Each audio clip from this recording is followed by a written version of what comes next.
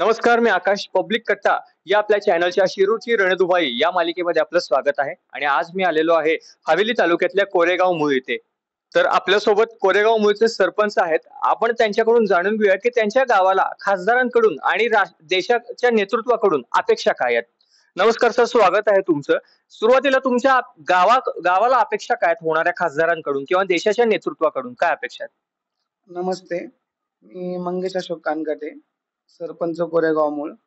तर आता आम्हाला खासदारांकडून अपेक्षा बोलायचं झालं तर उरुळी कांचन जी गाव आहे त्याची बाजारपेठ 15 ते 16 गावांची कनेक्टिव्हिटी आहे. तिथं आता जे वाहतूक कोंडीचा प्रश्न उद्भवतोय, तर येणाऱ्या खासदाराने तो सर्वप्रथम मार्गी लावावा. कारण वाहतूक कोंडीमुळं प्रशासनाचंही नुकसान होतंय, शालेय विद्यार्थ्यांचं नुकसान होतंय. तेव्हा तो एक मार्गी लावा. आणि दुसरी गोष्ट म्हणजे अष्टविनायक महामार्ग कोरेगाव मधनं जातो. तर अष्टविनायक जो रेल्वे ब्रिज आहे त्या ब्रिजचा एक त्यांनी सर्वप्रथम तो एक मार्ग लावण्याची गरज आहे. नंतर दुसरा म्हणजे कोरेगाव मुळा मोठा नदी इथे एक ब्रिज होण्याची गरज आहे. मागच्या वेळेस मी मंत्री रवींद्र भाई चव्हाण यांना भेटून त्यांना निवेदन देऊन आम्ही याचा पाठपुरावा केलेला आहे. कोरेगाव मूळ अष्टपूर बिवरी कोरेगाव ह्या ब्रिजसाठी कनेक्टिव्हिटी आम्ही त्यांना मागणी केलेली आहे.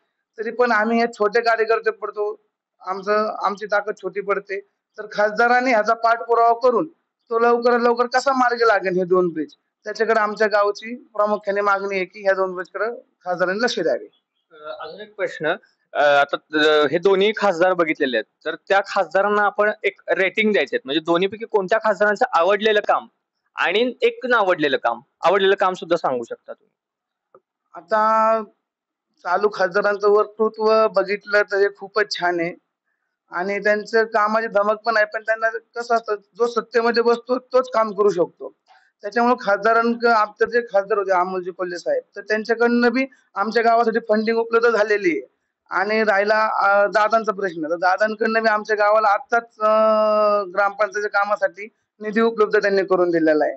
त्याच्यामुळे आमच्या गावात आता कोणाला चॉईस करायचं ह्याच्यापेक्षा जो आता कर्तृत्वाने त्या खासदाराला आमचं गाव नक्कीच प्राधान्य देईन.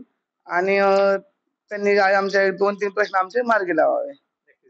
जो रेल्वे पुलाचा जो प्रश्न आहे तो गेल्या खूप वर्षापासून, काही 15-20 वर्षापासून रखडलेला प्रश्न आहे. तर तो जर मार्गी लागला तर आमच्या गावातनं दळणवळण सोपं होईल आणि आमच्या गावाचा विकास कामाला म्हणजे प्रगतीसाठी मार्ग आम्हाला तो मोकळा होईल. आणि जिथं दळणवळण मोठ्या प्रमाणात चालू होतो त्या गावाचा विकास प्रामुख्याने मार्गी लागला जातो. त्यामुळे तो एक पूल लवकरात लवकर खासदारांनी घ्यावा विनंती करतो. धन्यवाद.